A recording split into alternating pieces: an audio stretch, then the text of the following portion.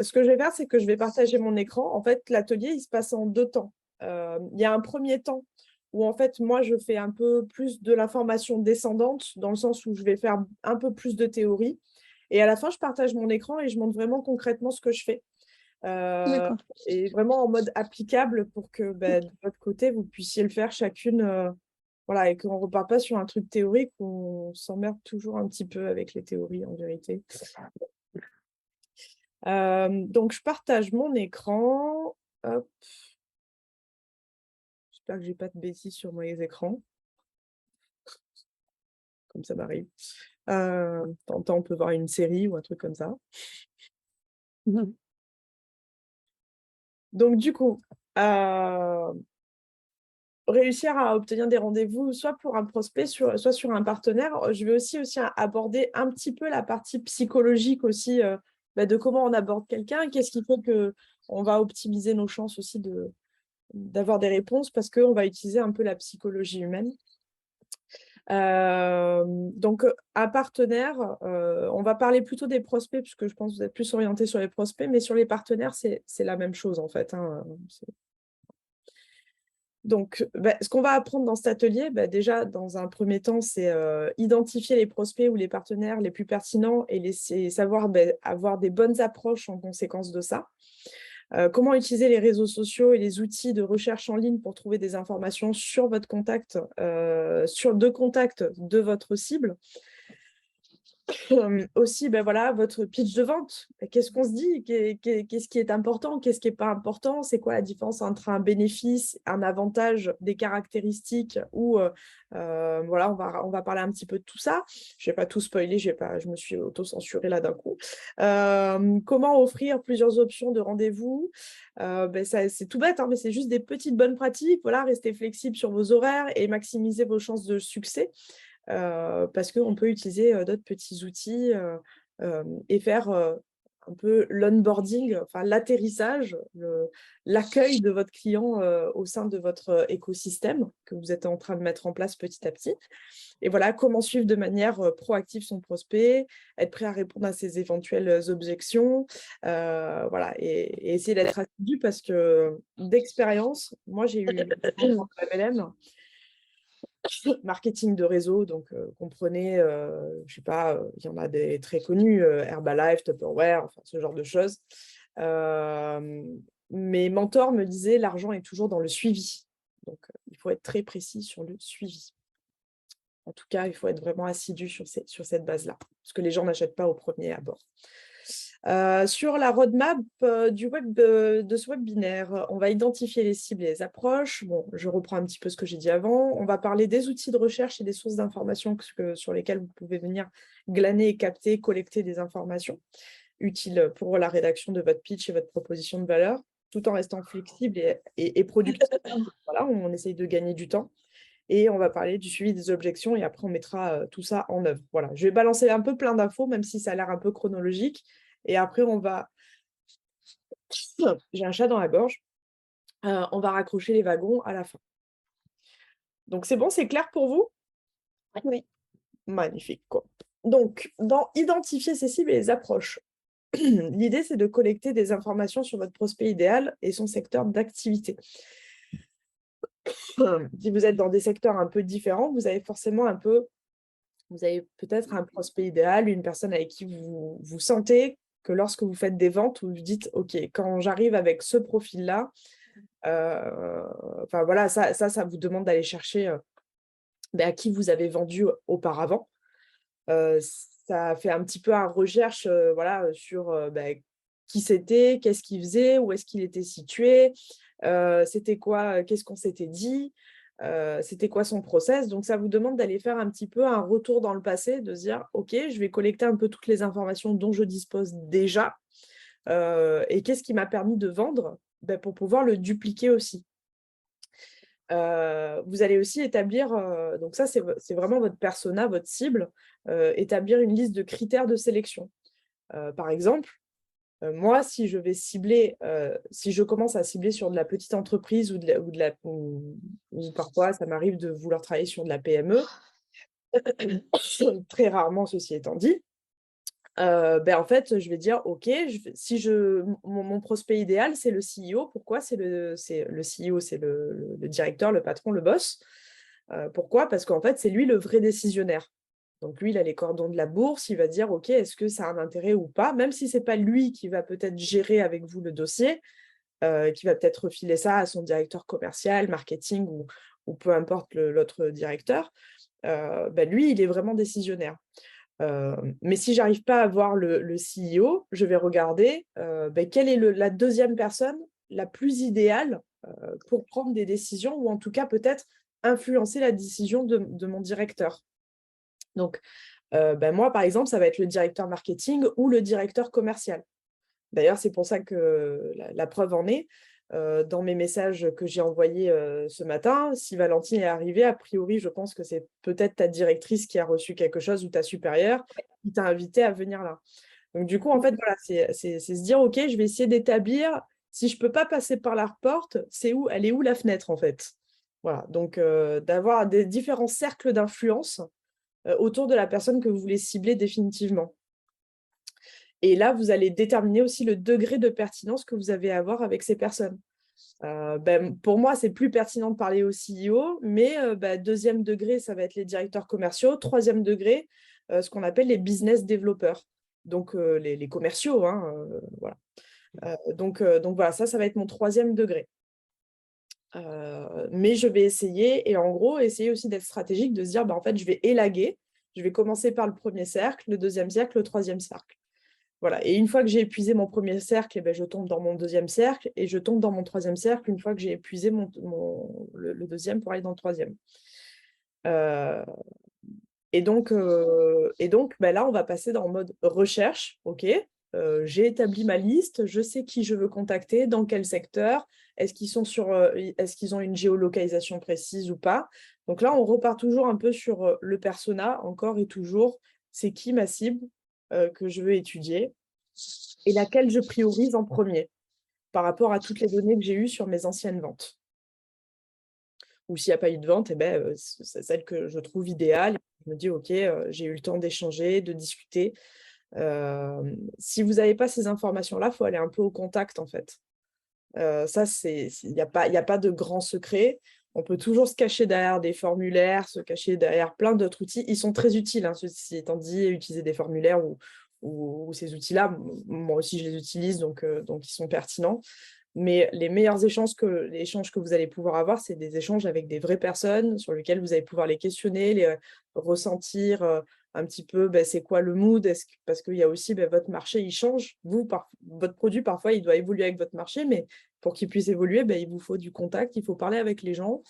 Et parfois, vous avez un instant T où votre produit il marche du feu de Dieu, et puis quelques mois plus tard, ça marche moins bien. Pourquoi? Parce que peut-être le marché il est plus éduqué ou les exigences elles ont changé. Donc il faut vraiment aller assez souvent au contact avec les gens. En tout cas, je vous invite à le faire et à vous décoincer de le faire si on sent qu'il y a une petite friction, une petite réticence à le faire.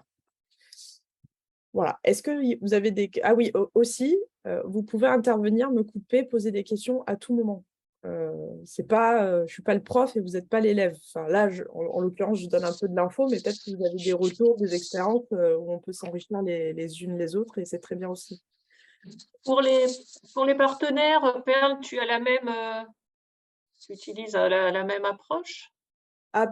Souvent, c'est la même approche. C'est-à-dire que je vais avoir une typologie de personnes où je me dis, en fait, alors moi qui suis freelance, je vais me dire, OK, je sais faire toutes ces compétences-là, mais je ne sais pas faire, par exemple, je ne sais pas faire du SEO, je ne sais pas faire du ads, donc de la publicité.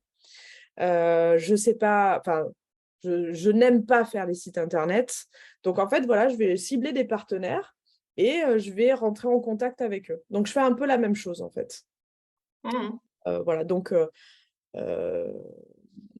toi, dans ton secteur, de se dire, OK, c'est quoi les compétences complémentaires que je peux trouver chez un partenaire? Parce que aujourd'hui, je pense que quand on chasse à plusieurs, on a plus de chances de chasser en meute que de chasser. Oh là là, les chaussettes de l'archiduchesse, de chasser seul. Voilà, c'est bon. Mais après, c'est mon opinion. Bah, effectivement, moi, ça va être par exemple les experts comptables qui travaillent sur. On est assez complémentaires. Ça Par permet exemple. d'élargir leurs conseils, et éventuellement des avocats fiscalistes. Mais alors ça, c'est pas des gens qui sont les avocats fiscalistes, c'est pas forcément des gens qu'on trouve trop sur internet, sur LinkedIn. Ouais, effectivement. Alors après ça, on pourra, en parler, dans cette partie-là. Où est-ce qu'on peut enfin, si par exemple ta cible, il se trouve qu'elle n'est pas sur, LinkedIn. Ça arrive, hein, Oui, bah, toutes les professions un peu réglementées. Alors les experts comptables, oui, on commence bien à les voir. Mais tu vois, par exemple, les notaires, et puis c'est des avocats fiscalistes, j'ai remarqué qu'ils sont pas tellement sur internet. d'accord.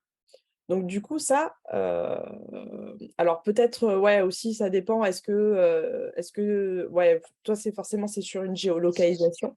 Donc ça ce sera intéressant de regarder ça d'un petit peu plus près. Après, alors c'est des outils qui sont plus techniques, qui demandent d'être un petit peu plus, aguerris pour les utiliser, bien qu'ils sont simples une fois qu'on a compris la logique. Mais, par exemple, je te donne un exemple. Moi, pour un client, en ce moment, on me demande de trouver toutes les agences immobilières de mon département. Ils sont pas, les agents immobiliers et les agences immobilières ne sont pas forcément sur LinkedIn. Donc, je ne peux pas les taper là-dessus. Je ne peux pas aller faire une recherche Google parce qu'elle n'est pas suffisante. Donc, du coup, il faut que j'aille chercher, il faut que je trouve une autre logique. Et puis, il se trouve que la réponse, je suis tombée par hasard dessus en écoutant un podcast sur du marketing. En fait, le mec, il a dit, moi, je suis allée cibler sur Le Bon Coin. Ah oui?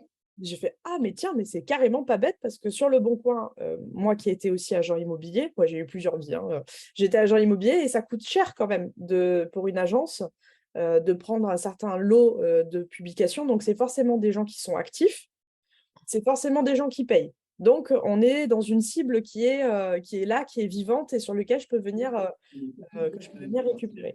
Bon, en fait, je suis allée sur Le Bon Coin. Bon, Le Bon Coin n'aime pas ce qu'on appelle quand on fait du scrapping. Scrapping, ça veut dire gratter de la donnée, récupérer de la donnée. Ils n'aiment pas qu'on fasse ça, mais si on le fait intelligemment, ils le détectent assez mal, en fait. Bien que leur logiciel soit super performant, bon voilà, si on le fait tout doucement, pas comme un fou, pendant 3 jours d'affilée et qu'on arrive à imiter un comportement humain, ça passe. Voilà. Donc j'ai récupéré 1 300 personnes, 1 300 Ah oui? professionnels, avec, alors après il me manque quelques infos, donc ça va demander une deuxième repasse et c'est assez long à faire. Là, je suis à la troisième jour de scrapping, avec, 8 heures de scrapping par jour, donc c'est quand même beaucoup. Bon voilà, tu as d'autres outils, tu as d'autres façons d'aller les chercher. Peut-être qu'il existe, alors pourquoi je te parle du Bon Coin? Peut-être qu'il existe des annuaires des avocats fiscalistes, sur lequel on pourrait mettre ce petit outil à fonctionner, en fonction pour venir récupérer cette data, cette donnée que tu vas pouvoir, réutiliser à ton bénéfice plus tard, en Non, envoyant c'est des manuscrit, elle emails. a dit la dame. Donc après, voilà, donc j'ai un peu commencé à répondre ici, en donnant un exemple. Mais, voilà, vous allez rechercher des noms sur les sites, sur les réseaux. Toi, par exemple, tu cherches, quel type de profil, Valentine? C'est quoi en fait vos Euh, enfin, c'est qui vos clients, pardon? C'est surtout des clients qui vont travailler dans le cosmétique, OK, après dans l'alimentaire, dans l'industrie. C'est varié, donc c'est vraiment pour élargir le portefeuille. d'accord, OK. OK, OK. Donc on n'a pas une cible précise. D'accord, OK. Ouais, en fait, tu vas travailler en silo vous avez des verticales comme ça avec différentes industries avec lesquelles vous pouvez travailler, vous adapter, en fait. Mmh, oui. Donc du coup, l'idée, c'est, bah, dans ce que tu fais, dans le conditionnement, c'est quoi? Le conditionnement, c'est tout ce qui va être le packaging, l'emballage, que je comprenne bien? Ouais, emballage, packaging, remplissage, OK, OK, OK. voilà. Ok. Bon, ben toi, a priori, tu vas être soit sur du directeur des achats, peut-être, ou quelque chose comme ça. Donc après, moi, je pense que les directeurs des achats, tu peux en trouver une partie sur LinkedIn quand même, ou directeur, ou si c'est pas Oui. directeur des achats, c'est commerciaux, des fois, ils Mm, ont un peu des métiers liés. Donc ça, tu peux en retrouver assez facilement sur LinkedIn, me semble-t-il. Sinon, ben après, c'est aller regarder une liste potentielle de personnes qui sont dans la cosmétique et se dire, bon, ben voilà, je vais les contacter, je vais voir ce qui est possible de faire. Donc du coup, ouais, j'ai déjà un petit peu répondu. J'ai un peu répondu déjà à la question en faisant ça. Je le montrerai plus tard. Remarque. Voilà. Mais si vous ne le trouvez pas, par exemple, voilà, c'est aller sur des annuaires en ligne, trouver des informations des autres endroits où, en fait, où vos prospects sont susceptibles d'être, en fait. Tac, tac, tac, les outils, les recherches. Est-ce que j'ai oublié quelque chose? Zoom, Google Meet. Ah oui, oui, oui, oui, oui, j'ai oublié quelque chose. Et c'est tant mieux que j'ai oublié parce que je suis assez fan de ce petit outil. Ouais, il est assez cool. Alors ça, c'est pour LinkedIn pour le coup, mais il est assez cool. Ça s'appelle Crystal Nose. Bah tiens, je vais me permettre de le faire avec toi, Nathalie. Je pense qu'il doit m'en rester peut-être. Donc, c'est un logiciel qui va venir décrypter votre personnalité. Très, très cool. Très, très sympa. En tout cas, donner des indications sur votre personnalité. Tiens, j'avais pas mis la petite cloche. Hop, je mets la petite cloche si tu fais un petit post comme ça, je viendrai te faire un petit coucou.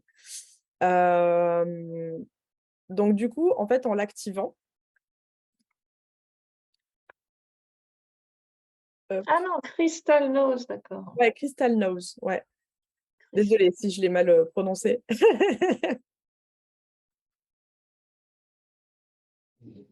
Tac, tac, tac, tac, tac, tac. Donc ça, il va le faire avec ma personnalité, mais ça va pas être non. Ça veut dire que je suis connectée.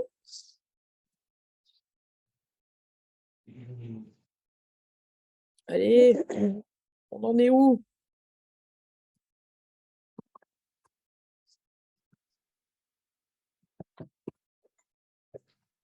Allez, soyez gentils avec Nathalie, ça va être rigolo. Ah, Ah, attends, Nathalie. T'as inversé le A et le L. ouais. Alors, attends, parce que j'ai quelqu'un qui arrive en cours de route.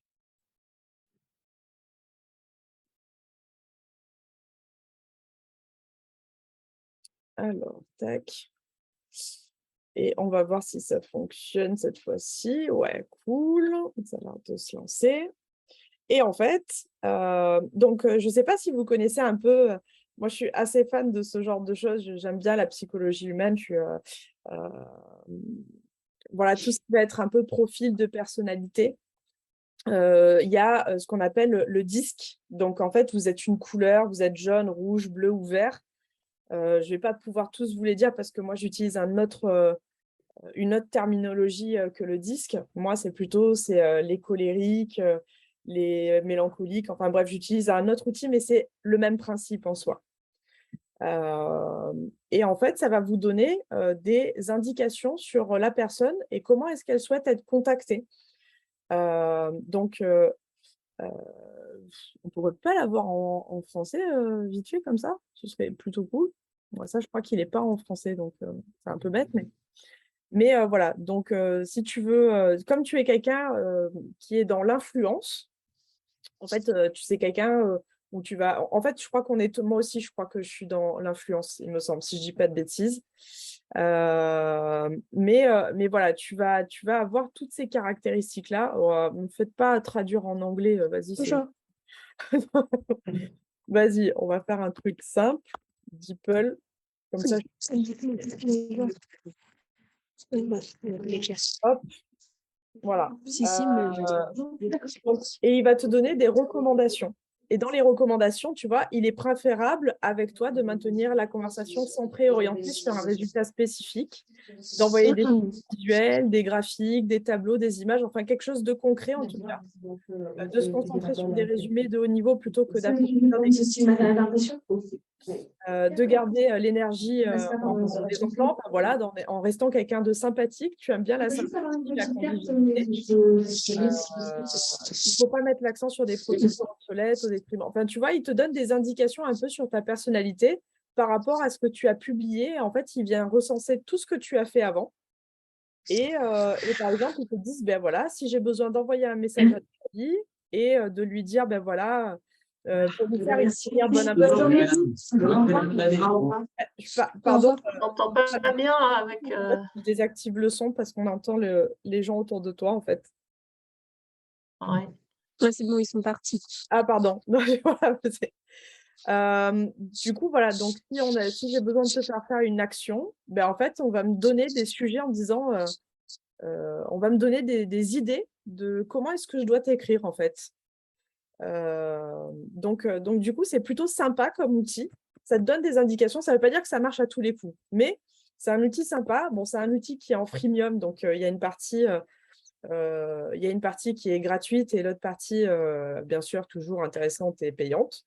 Mais voilà, mais ça peut vous donner des petits outils si votre entreprise, vous êtes en capacité de le faire pour être plus pointu sur vos messages. Ça peut être sympa parce que ça ne coûte pas des cents et des mille. Et sur une entreprise, quand on s'équipe de petits outils comme ça peut être très, très bien. Donc voilà, donc je voulais vous montrer ça. Et il y a plein d'autres choses en fait, hein, vraiment, si je dois prospecter, comment est-ce que je dois parler, voilà, ça donne plein de petites indications. Moi, je l'avais fait sur moi. J'avais trouvé très intéressant parce que je me suis pas mal retrouvée dedans. Voilà, je me suis dit: «Tiens, c'est pas une connerie, c'est quand même assez proche de moi». Donc je vous invite à aller, le télécharger, cette petite application. Il faut être sur Google Chrome, c'est une extension sur Google Chrome. Et vous le mettez et puis vous avez 10 profils comme ça que vous pouvez tester ou 12 profils, je ne sais plus. C'est quand même assez sympa de le faire sur quelques personnes. J'en profite pour accueillir bonjour Anderson. Si vous voulez, vous pouvez mettre la caméra. Enfin voilà, c'est un peu en cours de route, mais ravi de vous accueillir. Bonjour, ravi également d'être là. Alors, du coup, voilà, donc ça, c'était un petit outil. Donc, on a commencé, c'est juste, on a commencé tout juste à peine. Donc là, on parlait juste avant du persona. On parlait des cibles, des personas, des critères de sélection pour aller choisir son meilleur persona. Et là, je parlais de comment récupérer où récupérer la donnée pour pouvoir lui parler au plus proche de qui il est, en fait. Autre chose que je voulais vous montrer. Alors, autre chose, quand vous vous adressez à quelqu'un, avant qu'on passe à la partie de qu'est-ce que je dis dans ma rédaction, mon pitch, mes valeurs, etc., j'avais préparé un petit document qui était ceci. Alors, c'est pas bien écrit, mais je vais essayer de vous le donner. Si vous voulez, ce qu'il faut avoir en tête quand vous parlez à quelqu'un, c'est qu'il a un niveau de connaissance qui diffère de vous totalement sur le produit que vous allez proposer. S'il est mal informé, si vous avez un niveau de conscience qui est différent, ça veut dire que vous, en tant que professionnel, il va falloir vous adapter aux besoins de sinon vous êtes à côté de la plaque, en fait. Il y a des gens qui n'ont aucune conscience, qui n'ont pas conscience qu'ils ont un problème. Ils cherchent des solutions, mais ils galèrent un peu. Et ils n'ont pas la solution à leur problème. Donc, ils ont une conscience qui est nulle. Bon, moi, j'aime pas trop la conscience nulle, mais ils savent pas qu'ils savent pas, en fait. Et plus les personnes sont en manque de conscience de leurs problèmes, plus il va falloir ce qu'on appelle les éduquer, leur donner à manger, leur donner de l'information pour faire descendre ce niveau, enfin, augmenter ce niveau de conscience et faire descendre et aller de plus en plus vers l'acte d'achat, en fait. ben ça, il va falloir que vous allez le détecter. Et ça peut faire aussi différents niveaux de on peut faire encore un niveau différent chez les gens à qui vous vous adressez. Peut-être que si vous vous adressez à une cible qui a déjà, en ton cas, pour toi, Valentine, tu as déjà quelqu'un qui a déjà une entreprise de conditionnement avec lequel elle travaille, bon, c'est quelqu'un qui est éduqué. Ok. Donc, il va falloir que tu viennes lui donner un titre de comparaison avec ce que vous faites, en quoi vous êtes différenciant, en quoi vos produits sont meilleurs ou il répond à un besoin qui est plus actuel. Parce que, par exemple, le conditionnement, aujourd'hui, on sait très bien qu'on est dans des démarches RSE qui sont vachement plus poussées qu'avant. On recherche des produits qui sont plus écologiques, plus respectueux de la planète. Quand ils sont produits, par exemple, ils sont produits à l'autre bout de la planète, et peut-être qu'on a envie qu'ils soient produits plutôt en Europe, dans des conditions, dans des meilleures conditions qui respectent les humains. Enfin, voilà, donc du coup, tu peux aller chercher de se dire, OK, ma cible, elle est éduquée, elle sait qu'elle a un niveau de conscience qui est maximum, mais si je veux, par exemple, la récupérer, il faut que j'aille peut-être l'éduquer sur un autre point. Et donc, voilà, donc aussi, quelqu'un qui ne sait pas trop chez qui acheter son emballage, son conditionnement, de lui dire, voilà, avoir tel emballage, ça te permet ceci, cela, ça te permet d'avoir une meilleure, je ne sais pas, quand tu fais des livraisons. Enfin, je ne sais pas, j'imagine plein de trucs. Je découvre ton métier, je n'ai jamais parlé, mais voilà. Donc,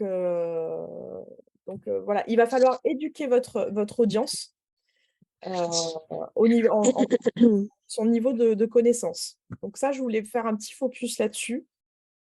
Parce que si vous avez pas connu ça s'appelle la pyramide de Schwartz, normalement, d'Eugène Schwartz. Bon, je l'ai mis comme ça, je l'ai trouvé comme ça, je la trouvais vachement mieux. Mais sinon, c'est juste une pyramide comme la pyramide de Maslow avec niveau de conscience, avec les différents niveaux de conscience. Donc ça, c'est plutôt c'est une bonne chose à savoir quand vous vous adressez à quelqu'un, de savoir qu'est-ce qu'il a dans sa tête pour pouvoir rebondir au bon moment pour vous et lui adresser le bon message. Est-ce que vous avez des questions, des observations, des remarques à ce niveau-là? Non. C'est pas évident de savoir à quel niveau de conscience il est. Ça, encore une fois, ça va dépendre. C'est aussi, tu vas pouvoir t'en apercevoir en regardant les différents niveaux les données. Je te donne un exemple alors, qui ne va pas forcément être adapté à toi, mais par exemple, si on regarde sur LinkedIn, tu peux voir les phases de recrutement d'une entreprise. Donc, si elle est en croissance, par exemple, sur du marketing, tu peux te dire, tiens, elle a des besoins en marketing. Donc, par exemple, si tu es freelance ou si tu es une agence, tu peux venir lui proposer tes services. Pourquoi? Parce que dans la data, tu as vu que dans son comportement, elle a un truc qui a changé. Donc, ça, tu peux le voir peut-être en scrutant des comportements de personnes et de se dire, OK, par exemple, toi qui es dans la partie du patrimoine, gestion de patrimoine, etc., tu peux le faire, par exemple, sur des CEO ou des CEO qui sont en croissance parce que ce sont des gens qui peut-être potentiellement, alors potentiellement, voilà, faut pas tout ça, quoi, faut pas enfin voilà, ça demande quand même de questionner un peu le truc, mais de se dire, peut-être c'est des gens qui veulent solidifier leur patrimoine. Mmh. Parce que ils commencent à gagner un peu d'argent, ils veulent investir. Voilà, une entreprise, tu sais pas combien de temps ça peut durer, même si on veut tous que ça dure pour toute la vie. Mais voilà, le patrimoine, on sait qu'on peut le garder beaucoup plus longtemps, ça reste des valeurs fiables, comme l'art ou autre chose, quoi. Donc voilà, il y a des profils de personnes où tu dis, voilà, peut-être que là, dans son comportement, dans ce que je détecte, je peux peut-être me positionner à cet endroit-là. Mais je t'assure, enfin, pour moi, il y a des endroits où c'est plus facile que d'autres de le voir aussi, c'est sûr. D'accord. Donc, je vais fermer ça. S'il n'y a pas d'autres remarques, observations là-dessus, je passe à autre chose. Ok, top. Donc voilà, donc c'était pour vous dire ça. Je voulais aussi vous montrer peut-être le petit outil de scrapping que j'utilise Voilà, donc là, je suis sur Le Bon Coin. Hop, où est-ce qu'il est mon second? Donc pour récupérer de la donnée, il y a donc un autre petit outil de scrapping que vous pouvez utiliser. Ça s'appelle Web Scrapper. C'est pareil, c'est une extension sur, Google Chrome.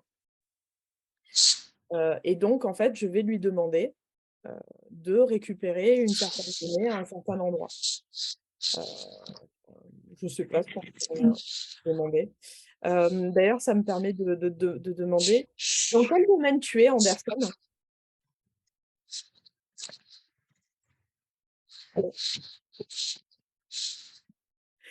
Anderson, tu m'entends? Oui, oui, je t'entends très bien.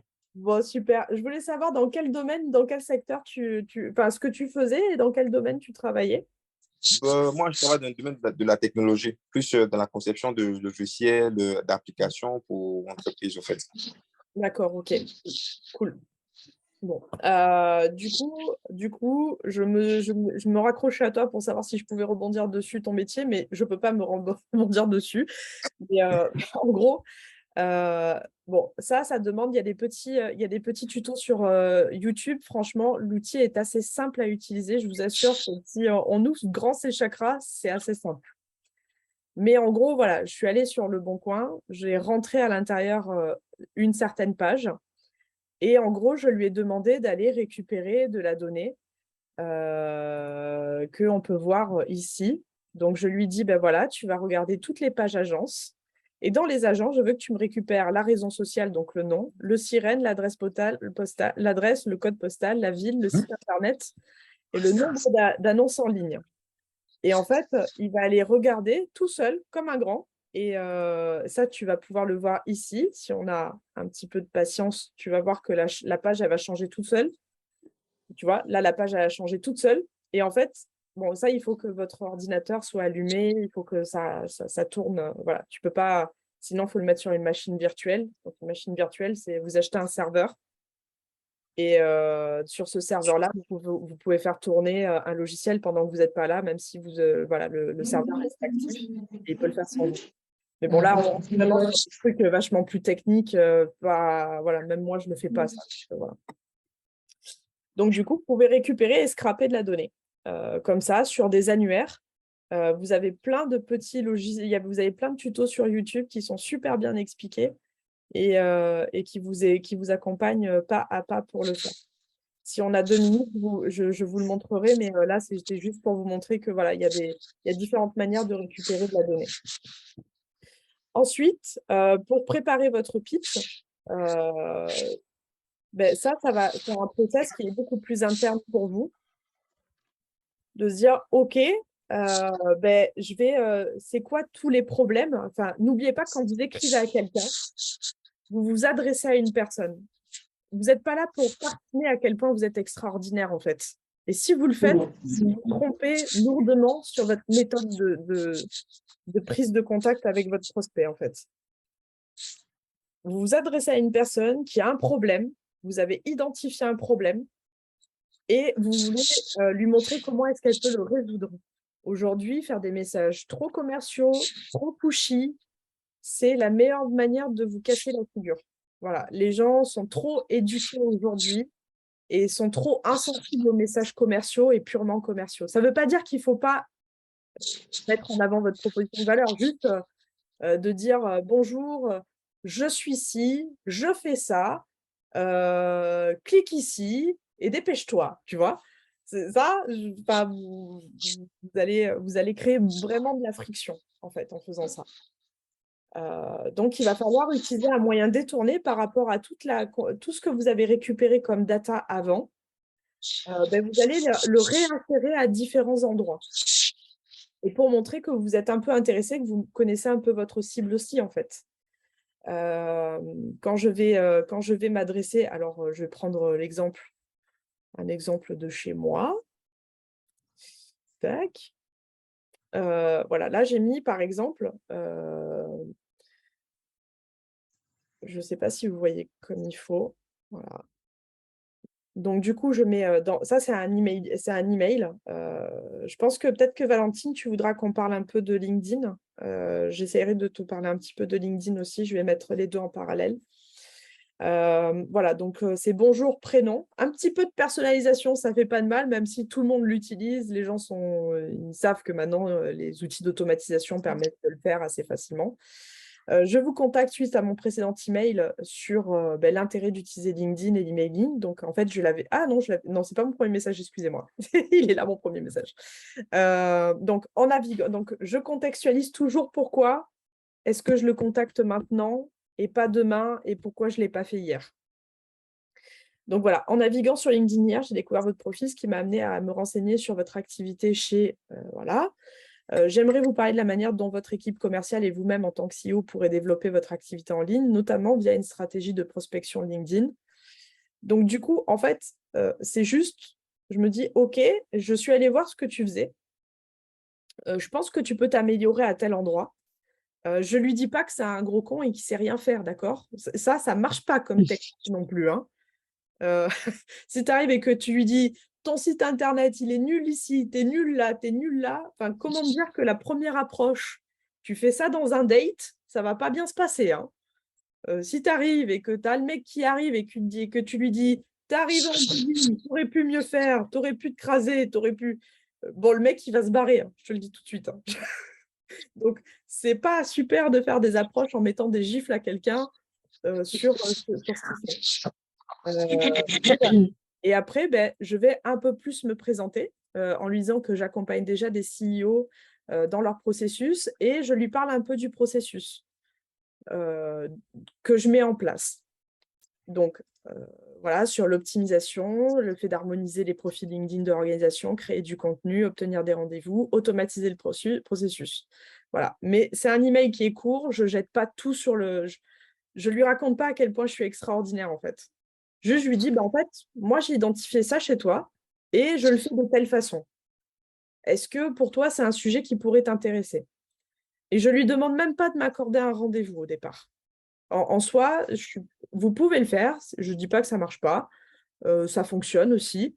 Mais je fais plutôt on appelle ça un call to action, un appel à l'action. Moi, je fais plutôt un appel à l'intérêt. De me dire, est-ce que ça rebondit chez lui ou pas? Si ça ne rebondit pas, j'envoie un deuxième message de relance. Et là, je vais détailler chacune des étapes que j'ai évoquées ici. Parce que je ne sais pas ce qui va l'intéresser. Et peut-être que je suis passée en spam, peut-être qu'il ne m'a pas vu, peut-être qu'il m'a oublié parce que je suis le 30e message de prospection aujourd'hui. Donc, je vais envoyer plusieurs messages de relance pour être en contact avec cette personne. Voilà, j'en profite pour approfondir avec vous les bénéfices et l'optimisation et le fait d'harmoniser les profils. Voilà, un profil LinkedIn de votre organisation est la toute première impression que vous donnez à vos prospects, d'où l'importance qu'elle soit impeccable. Voilà, donc du coup, en fait, là, je lui évoque des bénéfices, des avantages et des bénéfices. Un avantage, c'est plutôt une caractéristique. Un avantage, ça va être quelque chose de très rationnel, en fait. Est-ce que vous savez que en mettant tel type de produit pour vos packaging, ça vous permet ce packaging est plus léger, donc vous pouvez en mettre plus dans votre camion, vous allez, je sais pas, tu vois, ça c'est du rationnel, ok? C'est pas de l'émotionnel. Un bénéfice, c'est émotionnel. Quand vous êtes dans l'émotion, vous êtes plus dans la perception, ça va être plus, je sais pas moi, qu'est-ce qui va être plus émotionnel? De se dire qu'il va être mieux perçu, non, ça, c'est plutôt un avantage aussi. J'ai pas exactement le truc là, tout de suite maintenant, c'est un peu la loose, mais un bénéfice, ça va être beaucoup plus émotionnel, ça c'est sûr. Voilà, vous allez toucher sur une manière d'être perçu, d'être plus valorisé, mais on va pas être sur quelque chose de hyper rationnel, où on va faire plus attrait à des chiffres, à de la productivité, on va être moins sur ce pan-là en fait. Mais plus sur... Perle, Oui. pardon. Je vais poser une question bête, mais pour comme ça pouvoir écrire des messages à des prospects. Donc là, par définition, on n'est pas connecté avec ses prospects. Non, là, c'est... Donc, tu as besoin d'un abonnement particulier, non, sur LinkedIn pour leur écrire comme ça? Alors là, je ne suis pas sur LinkedIn, je suis sur un outil d'automatisation que j'utilise avec mon partenaire Riyad. Donc, Ah, d'accord. je suis sur un autre outil différent de LinkedIn. Ouais. LinkedIn, Ah, d'accord. Tu n'écris pas sur Non, je n'utilise pas LinkedIn. Tu peux aller récupérer de l'info, tu peux aller connecter, faire du networking, faire plein de choses. Oui. Tu vas créer, en fait, tu vas être plus dans la création d'un contenu et dans le réseautage que sur LinkedIn. Tu vas être sur les outils là, que j'utilise. Là, ça s'appelle de l'emailing, en fait. Donc, je fais vraiment du message froid. Je ne connais pas les gens. La plupart du temps, je ne suis pas… Alors, les gens vont vous dire, on va faire de la personnalisation, mais moi, quand je fais du mass mailing, du mailing de masse, je ne vais pas forcément regarder tout ce que font les gens, en fait. Je vais envoyer à tout le monde, et puis celui sur lequel ça marche, et ben ça marche, en fait. Et si ça ne marche pas, ben ça ne marche pas, et puis c'est pas grave, quoi. Donc, du coup, voilà, c'est… Là, tu vois, je vais, par exemple, quand je vais dire que… Alors, je vais rebondir juste sur l'émotionnel. Quand je dis que j'ai une prospection qui est plus saine et qui fait sauter les freins et les objections des prospects, tu vois, quand je fais appel aux freins, ben ça, c'est un truc que les commerciaux, ils ont peur, en fait. Ils ont peur des objections, ils ont peur de ne pas savoir traiter une objection. Donc, du coup, en fait, quand tu lui dis, bah, en fait, je fais sauter les freins et les objections, je vais passer une étape. Tu vois, je vais, oh là là, parce que ça les remue, en fait. On n'est plus sur une partie qui est strictement de se dire, voilà, tu vas gagner X% d'heures dans ta journée. Ou… Ça, c'est très rationnel. Voilà, et ça, je fais des relances tant que j'ai quelque chose à dire. Donc après, je fais des messages parfois qui sont courts, parfois qui sont longs. Je fais des relances, parfois j'en fais 3, parfois j'en fais jusqu'à 7 ou 8. Mais par contre, je les fais sur un temps qui est long. Je les fais sur un mois, je les fais sur un temps qui est beaucoup plus long. Je voulais vous montrer aussi ça sur les stats. Alors peut-être que je m'avance un peu trop sur mon diapo, mais je vais aller un peu plus vite là-dessus. Donc, plusieurs choses. Définissez le problème que votre produit résout dans la rédaction de votre message. C'est quoi la douleur de votre prospect? Pourquoi est-ce qu'il ira acheter des packaging chez vous? C'est quoi son problème de packaging? C'est quoi son problème de patrimoine? C'est quoi son problème dans la tech? C'est quoi que vous résolvez vraiment? Et si vous ne pouvez pas répondre à cette question-là, il faut aller questionner les gens. Sinon, vous allez faire la stratégie de la pâte qui colle, vous allez tout jeter et vous allez dire, bon, on verra ce qui colle au mur, quoi. Bon, voilà, c'est une technique, mais bon, c'est mieux d'être un peu plus laser parfois. Établir des faits à l'appui. Si vous avez des études de cas, si vous avez si vous avez des clients, vous avez forcément des études de cas. Donc, il y a quelqu'un qui est venu vous voir pour X raisons, vous avez mis telle chose en place, il a obtenu tel résultat grâce à vous. Point. Ça, c'est concret, c'est pas une vue de l'esprit, les gens peuvent s'appuyer dessus et on n'en parle plus. Et ça appuie votre crédibilité, votre notoriété, ça appuie tout ça. Et puis après, c'est l'argumentaire. Donc après, on repart sur les bénéfices, les avantages et pourquoi est-ce qu'il devrait prendre un rendez-vous avec vous. Et ça, vous pouvez le faire au travers de relances et lui reparler autant de fois que vous voulez. Sans trop… voilà. Mettez du temps long entre vos relances, entre 6 et 8 jours. Parfois, la première relance, tu peux la faire à 2-3 jours. Et après, vous n'envoyez pas pendant les week-ends, forcément.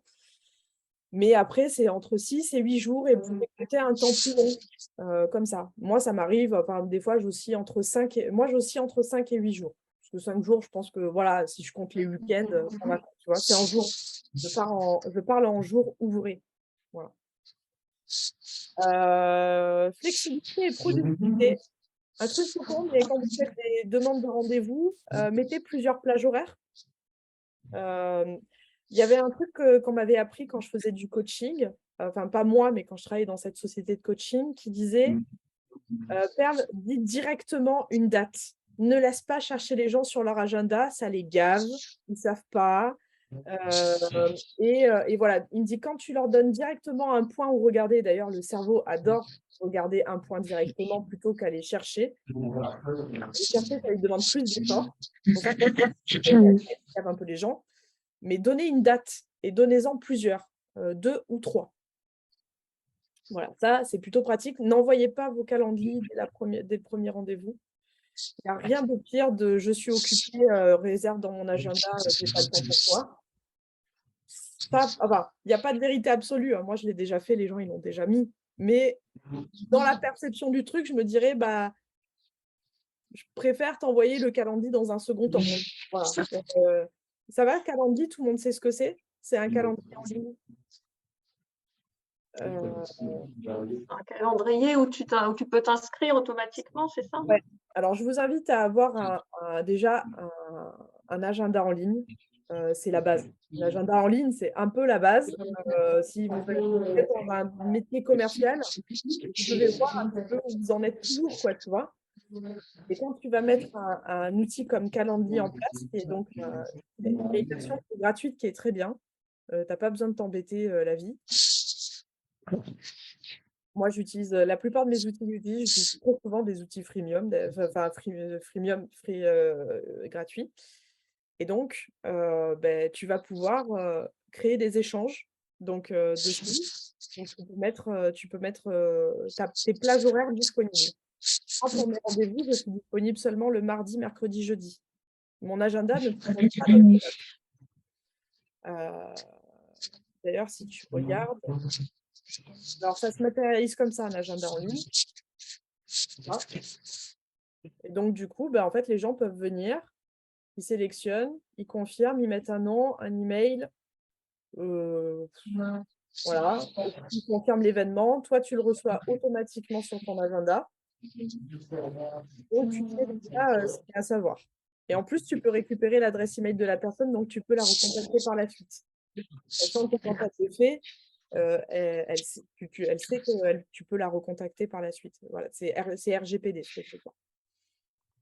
Donc ça, c'est des outils qu'il faut que vous mettiez en place pour vous, parce que vous allez, ça sera plus simple en fait pour vous à gérer.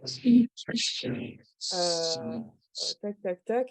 Alors, j'ai parlé de scrapping, des dates, de calendrier. Prévoyez un temps plus long. Moi, je mets 30 minutes, mais en vérité, quand je paramètre sur calendrier, je laisse toujours, je n'autorise pas les gens à réserver de rendez-vous à rendez-vous directement. Alors, si je fais 14h, 14h30, je n'autorise pas la personne à réserver à 14h30. Elle doit réserver à 15h ou à 15h ou à 14h30. Parce que si mon rendez-vous il dépasse et que moi je suis dans un moment crucial, je suis obligée de couper dans un moment crucial et où je vais être en retard à mon deuxième rendez-vous, ce qui n'est pas super pour un premier rendez-vous, par exemple. Donc, tu mets un timer où tu dis à la personne, moi je vous donne 30 minutes ou 1 heure ou peu importe, mais tu restes large, tu mets un petit pourcentage en plus parce que si ça dépasse, tu n'es pas gêné par ton rendez-vous d'après et tu ne coupes pas ta conversation d'avant. Voilà. Moi, je le fais comme ça. Après, vous faites comme vous voulez. Je pense que c'est plus intelligent. Tac, tac, tac. Et puis, c'est tout. Et faites en sorte d'avoir de la cohérence un peu partout. Par exemple, dans mes échanges, ça sera plus facile de le mettre ici, à mon avis. Dans mes échanges, quand les gens ils prennent rendez-vous avec moi, mon outil, mes réservations, elles se font presque que par LinkedIn. Donc, tu vois, c'est bonjour, après notre connexion sur LinkedIn, j'ai hâte d'échanger ensemble et d'en savoir plus sur ton activité. Le but de cette visio est de faire un échange informel et de se présenter pour faire connaissance. Donc, du coup, tu vois, quand je fais un rendez-vous, en fait, je fais toujours l'étape d'avant. De dire, en fait, si je te demande un calendrier, c'est qu'on s'est connecté sur LinkedIn. Et on veut faire un échange informel. Mais si je voulais faire un rendez-vous de suivi, je dirais, en fait, on vient de discuter ensemble d'une proposition commerciale. Prends rendez-vous sur mon agenda pour pouvoir savoir quand est-ce que je te le présente. Tu vois généralement, on ne le fait pas comme ça. En général, tu le fais à la voix, direct, cash à la fin du rendez-vous. Mais si tu veux, je raconte toujours l'histoire, la petite étape d'avant, pour préparer ma petite étape d'après. C'est des trucs tout bêtes, mais vraiment, je trouve que ça change la perception de professionnel que vous êtes. Plus vous êtes dans l'accompagnement, le fait de faire des tout petits pas aux gens, Et plus les gens, ils se disent, OK, cette nana ou ce mec-là, il sait de quoi il parle et il sait m'accompagner de bout en bout, en fait. Pareil, quand vous avez réservé sur Zoom. Quand vous êtes arrivé sur Zoom, vous avez vu ma bannière, la vie en grosse, vous avez vu mon logo et vous avez vu tout ce qu'il allait avoir dans le webinaire. Mais je ne vous fais jamais sauter dans l'escalier. Je ne vous mets pas un lien avec inscris-toi et tu as rien en fait. Tu as toujours l'étape d'avant. Et je t'explique l'étape d'après. Donc ça, c'est des petits processus qui va vous faciliter en fait. Ça vous facilite la vie et votre perception. Est-ce qu'il y a des questions, des remarques, des observations avant que je passe sur les points, les objections? Non. Ok, cool. Et ensuite, dans vos outils de suivi, c'est toujours pareil. Voilà, vous avez un argumentaire, il est clair, il est précis, mais ça n'empêche pas que vous allez peut-être avoir des objections. Et vous allez peut-être avoir des gens qui vont oublier de vous répondre, donc il faut les relancer. Et il faut ajuster votre discours en fonction de la réponse que vous allez obtenir. Du coup, ça va se jouer dans votre CRM ou dans votre outil de suivi où vous allez récupérer toute la data quand vous avez contacté quelqu'un. Il faut que ce soit quelque part. Vous ne pouvez pas contacter des gens et vous dire au doigt mouillé, je vais me souvenir de Pierre-Paul Jacques. C'est pas vrai, vous n'allez pas vous en souvenir. Je l'ai fait dans tous les sens et on s'en souvient jamais. On ne peut pas se souvenir de tout le monde, c'est pas possible. Donc du coup, dans votre cumulé, dans le cumulé de tout ce CRM, d'ailleurs, je vais aussi en profiter pour peut-être montrer pour intéresser un peu. Questionner au début. Alors, quand tu as une connexion de malade, ça ne peut rien faire.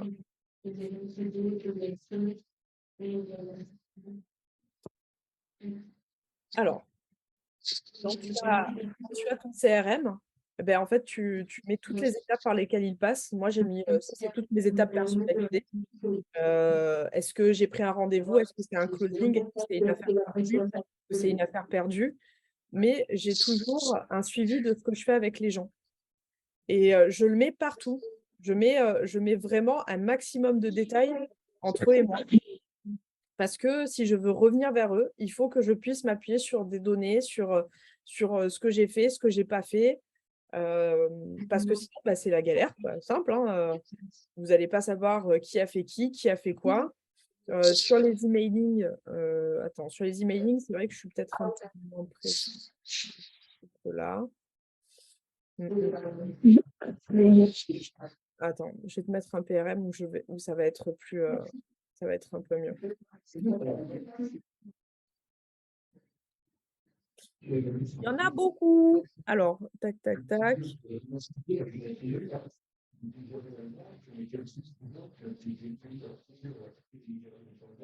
Mes rendez-vous à Icebreaker. Hop, voilà. Ça. Ah oui, du coup, là, Valentine, ça va t'intéresser un peu plus parce que là, je parle de LinkedIn, de comment est-ce que je contacte les gens. Très concrètement. Quand je les contacte, en fait, je trouve toujours un icebreaker. Un icebreaker, quelque chose pour briser la glace, pour donner envie aux gens de me répondre et d'être OK pour parler avec moi. Je vais essayer de trouver peut-être là directement sur LinkedIn. Quand je vais faire une prise de contact, je vais le faire au travers d'un post ou d'une recherche. Mais voilà, en gros, je lui dis bonjour, j'ai découvert ton profil grâce à tel post. Je me permets de t'inviter au bout de notre intérêt commun pour les outils de productivité. Mais je vais trouver un intérêt. Voilà. Ou sinon, tu lui envoies rien du tout. Et tu lui envoies sans note, tu lui envoies sans rien. Et tu attends qu'il te réponde.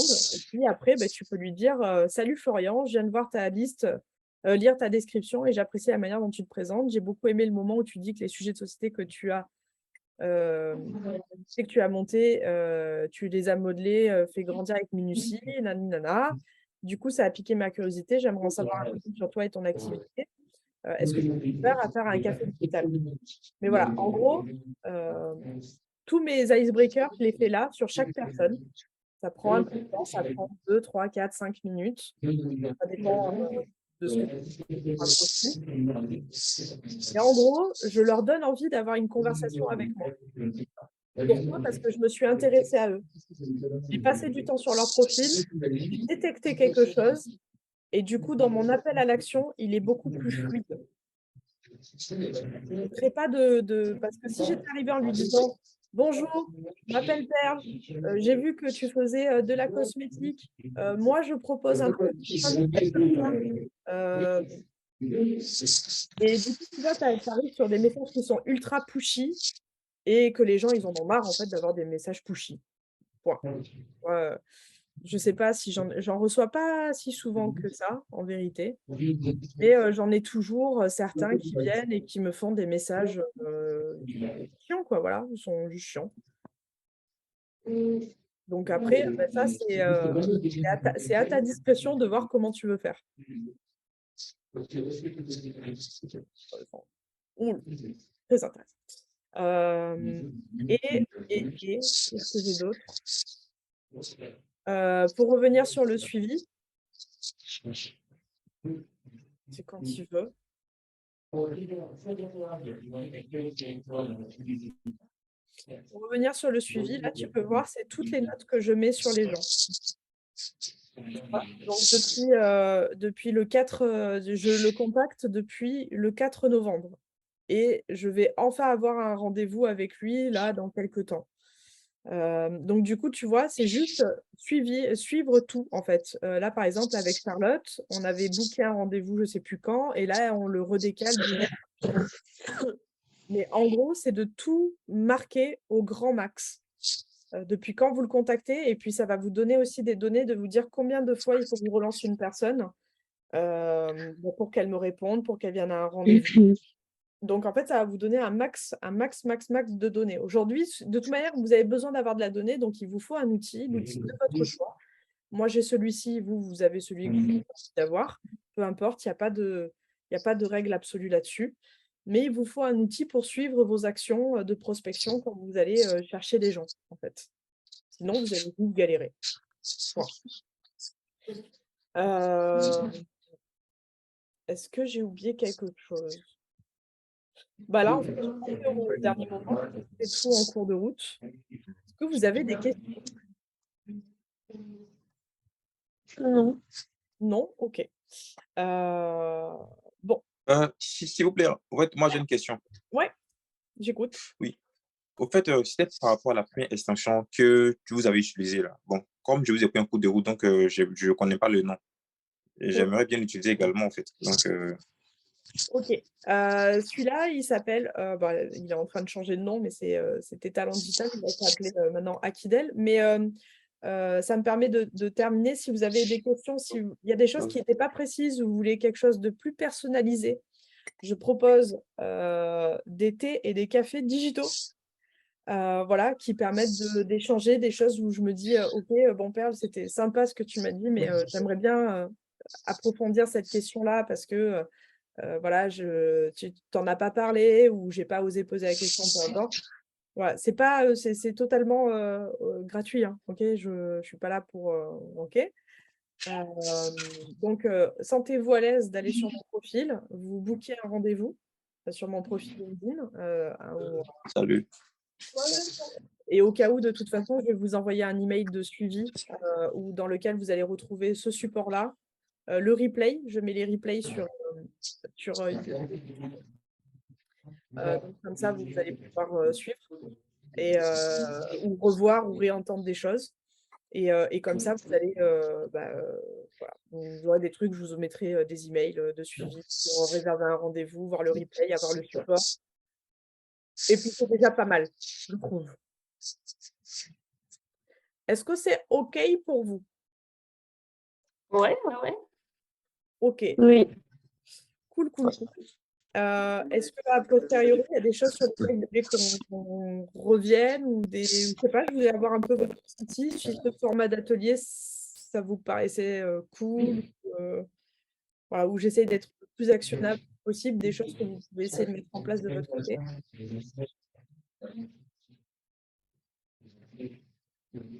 Mais Ouais. donc, cet emailing, en fait, donc, une fois que tu as trouvé des informations via LinkedIn ou des allures professionnelles, donc ensuite, tu vas rédiger un message, comme tu disais, percutant, où tu vas essayer de trouver quel est son problème et comment tu pourrais le résoudre. Ça, tu peux le faire à partir de ta messagerie classique.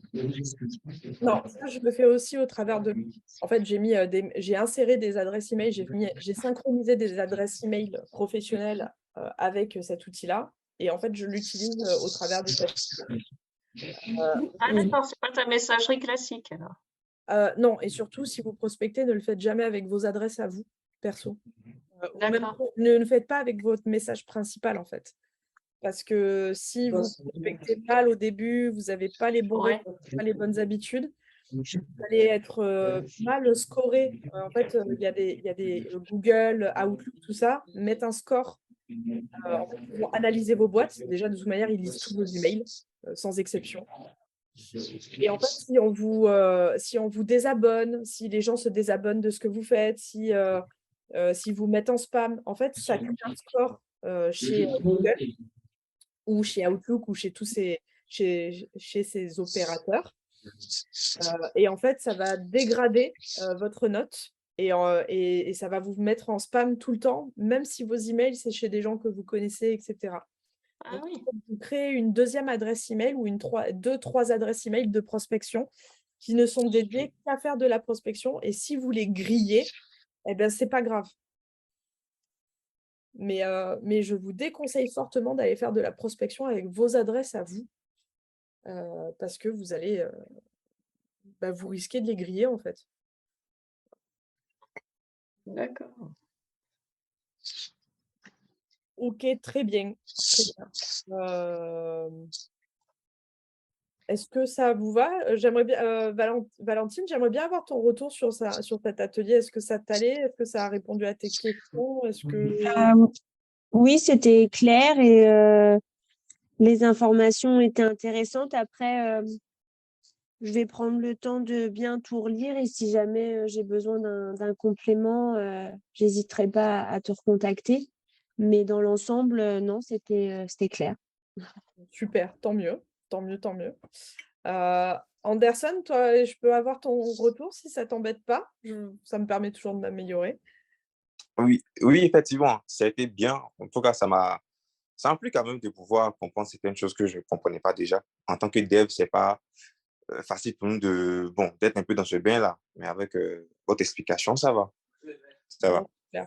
Si vous avez d'autres, je sais que j'ai pas trop parlé de LinkedIn, de comment optimiser son profil sur YouTube. Je vous envoie aussi la chaîne YouTube dans l'email. J'en parle beaucoup, beaucoup plus. Et aussi, quand je fais des rendez-vous en one-to-one comme ça, je fais une analyse de votre profil toujours. Donc ça, n'hésitez pas à le faire. En plus, c'est cadeau. Donc voilà, j'analyse tous les profils des gens avec qui je fais un petit call, voilà, informel. Parce que je pense que s'ils arrivent à avoir des profils optimisés, ils seront plus en mesure d'être aperçus sur LinkedIn. Donc pour eux, ça permet d'être mieux identifiés. Et pour LinkedIn, ça permet d'identifier à tout le monde les opportunités que vous pouvez proposer aux gens, en fait. Parce que si vous avez des profils qui sont tristounés ou pas optimisés, en fait, les gens ils peuvent pas deviner pour vous, quoi. C'est vraiment une main tendue vers l'autre, votre profil. Donc plus il est optimisé, plus il est rédigé comme une page de vente, plus les gens seront OK pour faire des rendez-vous avec vous. Et quand vous les prospectez, quand vous les contactez, ils ont moins peur. En fait, il faut quand même se mettre à la place de votre prospect. Quand vous venez vers eux, ils ne vous connaissent pas. Ils ne savent pas ce que vous voulez. Ils savent que Internet, l'air de rien, bon, on ne vit pas avec la peur au ventre, hein, mais on sait qu'Internet, on peut se faire avoir, on sait qu'il y a de la fraude, on sait qu'il y a des escroqueries. Donc, ils ont besoin d'avoir un max d'informations pour se rassurer et s'identifier comme une personne safe. Et avec qui ils se disent, là, j'ai bien utilisé mon temps avec cette personne ou j'ai bien utilisé mon argent. Ou les deux. Donc, il faut qu'au maximum, quand vous vous adressez des messages, de se dire, là, si je prends du temps avec cette personne, mon temps est bien investi, mon argent est bien investi, mon énergie est bien investie avec cette personne. Donc, c'est vraiment de se mettre dans ce truc de se dire, je dois donner envie à l'autre de venir vers moi. Mais c'est pareil que la séduction, quoi. Si tu arrives en jogging à un date, mais tu t'es planté total. Voilà, sauf si tu n'avais pas envie que la personne avec toi. C'est comme l'amour, c'est comme la séduction. Tu te mets sur ton 31 et sur ton profil Tinder, tu mets une belle photo de toi, tu mets pas une photo dégueulasse. Donc voilà, tu une belle photo de toi, tu as mis tes Spotify, ton Instagram, plein de trucs. Et tu as mis aussi, je sais pas, quand tu vas discuter avec quelqu'un, tu vas lui dire sympa ta photo, ou trop cool, tu fais du kitesurf, ou j'adore ton chien, trop beau ça avec ton chien. J'en sais rien, tu vas trouver un icebreaker, mais agissez comme vous agiriez dans la vie, en fait, normal. Il faut que, si vous êtes dans cet état d'esprit de dire la personne ne me connaît pas, elle sait pas ce que je veux, elle sait pas qui je suis, et il faut que tout de suite elle m'identifie comme je suis un ami et je peux aller vers elle. Bah, si vous avez ça en tête quand vous rédigez vos messages et votre marketing, bah, c'est de faire baisser les freins et toutes les barrières. Bah, ça va rouler beaucoup mieux. Enfin, en tout cas, vous allez réduire les freins, en fait. Vous allez réduire les obstacles qui mènent à vous et qui vous mènent à votre prospect. Voilà, voilà. Bon, eh bien, oh là là, 1h12. J'ai presque, on a encore réduit de 5 minutes. J'y arriverai à mes 45 minutes promis. Bon, ça marche. Eh bien, écoutez, si pour vous tout est clair, tout est OK pour vous,